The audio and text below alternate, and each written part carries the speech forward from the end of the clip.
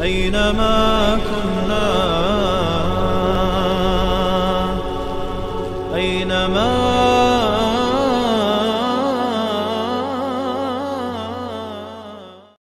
بسم الله والحمد لله والصلاة والسلام على رسول الله. اما بعد، السلام علیکم و رحمت الله و برکاته. یکی از گناهان کبیره این در روز ماه رمضان روزه رو خوردن می باشد به عذر. الله می گوید اعوذ بالله من الشیطان الرجیم یا ایها الذین آمنوا کتب علیکم الصیام کما کتب علی الذین من قبلكم لعلكم تتقون أياما معدودات فمن كان منكم مريضا أو على سفر فعدة من أيام أخر. الله میگوید ای کسانی که ایمان آورده اید، بر شما روزه ماه رمضان فرض گشت به مانند که امتهای گذشته روزه چنان بود. برای امتهای گذشته چنان روزه فرض بود. شاید که شمایان از الله بترسید، تقوادار گردید. این روزه روزهای معین می باشد. کسانی که در سفر باشند یا که بیمار باشند آنها می توانند در دیگر روزها روزه بگیرند. در حقیقت شخصانی که در ماه رمضان به عذر روزه را می خورند و در پیش الله به گناه کبیره مرتکب می شوند. این یکی از گناهان کبیره می باشد و این چنین آنها آشکارا وقتی که بخورند گناهشان دو چند در نزد الله بزرگ می شود.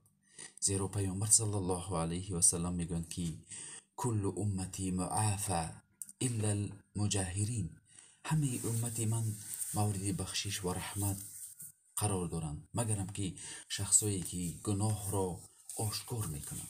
ببینید این روزخورانی که از الله نمی ترسند و با مردم نمونه بد می شوند و روزه رو آشکارا در ماه رمضان در کوچه های دیار مسلمانان می خورند. آنها در حقیقت اگر قانون اسلام جاری باشد آنها به تعذیر گرفتار می شوند از جانب دیار مسلمانان.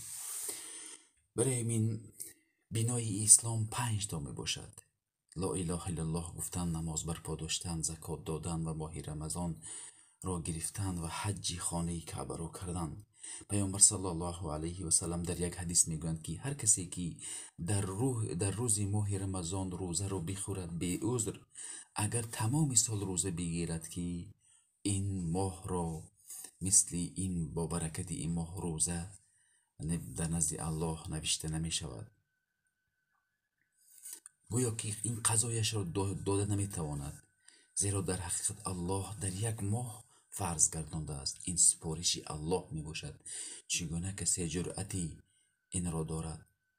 وقتی که یگان راهبری بر شما بگوید که شما در این وقت همان کار را بکنید، شما در دیگر وقت میکنید، آیا این راهبر شما قبول دارد؟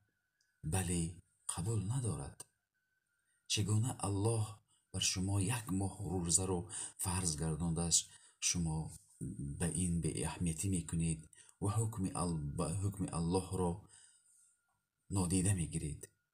وای بر حال شخصایی که در ماه رمضان به عذر روزه را میخورند و با بالای این در کوچه های دیار مسلمان می نشینند و طعام میخورند در پیش روزه دارو.